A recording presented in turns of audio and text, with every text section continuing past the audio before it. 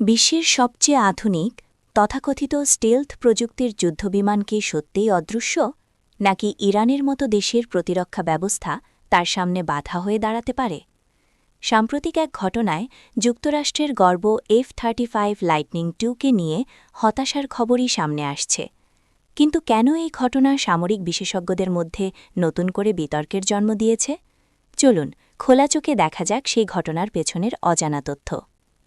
শুভেচ্ছা নিচ্ছি বিশ্ব সংবাদের পক্ষ থেকে। আজ আমরা আলোচনা করব মধ্যপ্রাচ্যের উত্তপ্ত পরিস্থিতি, যুদ্ধের মাঠে ঘটে যাওয়া এক চাঞ্চল্যকর সামরিক ঘটনা এবং সেই সঙ্গে ঈদুল ফিতরের বিশেষ প্রেক্ষাপট নিয়ে। আমাদের চ্যানেলে যদি নতুন হয়ে থাকেন তাহলে এখনই চ্যানেলটি সাবস্ক্রাইব করুন এবং পাশের বেল আইকনটি প্রেস করুন, যাতে প্রতিদিনের খবর সবার আগে পৌঁছে যায়। গত ১৯ মার্চ অপারেশন এপিক ফিউরি চলাকালীন একটি ইরানি প্রতিরক্ষা ব্যবস্থার কবলে পড়ে ক্ষতিগ্রস্ত হয়েছে মার্কিন বিমান বাহিনীর গর্ব F-35 লাইটনিং II।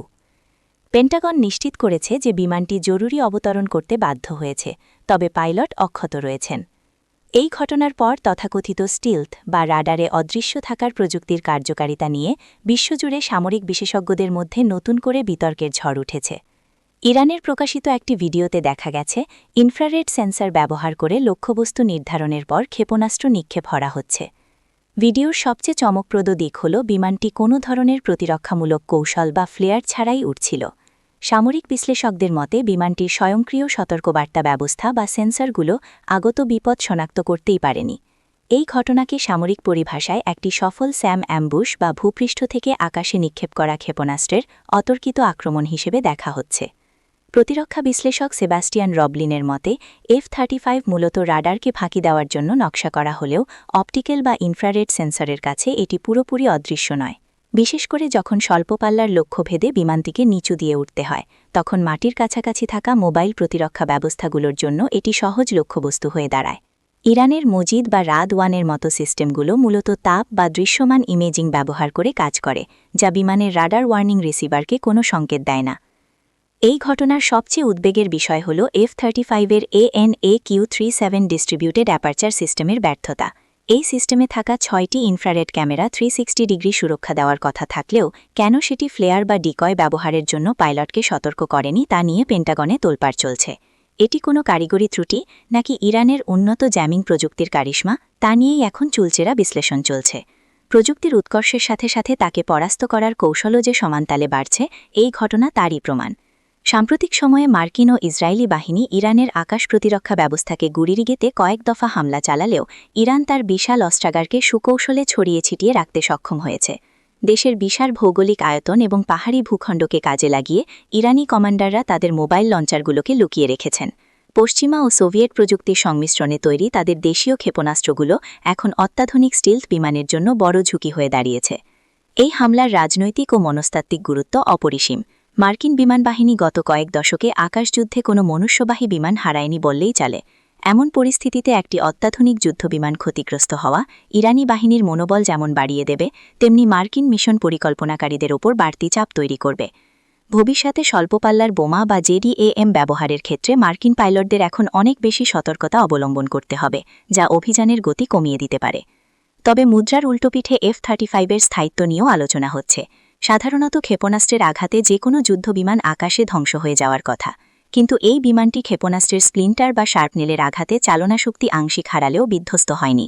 পেন্টাগনের দাবি অনুযায়ী বিমানটি নিরাপদে অবতরণ করতে পেরেছে, যদিও অনেক সমর বিশ্লেষক এই নিরাপদ অবতরণ নিয়েও সন্দেহ প্রকাশ করেছেন। এদিকে যুদ্ধের মাঝেই ধর্মীয় উৎসব এসে পড়েছে।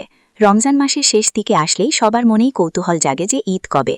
সাধারণত মধ্যপ্রাচ্যের সৌদি আরবে চাঁদ দেখার ঘোষণার সঙ্গে মিল রেখেই চাঁদ দেখা সাপেক্ষে বাংলাদেশে ঈদের দিন নির্ধারিত হয়ে থাকে।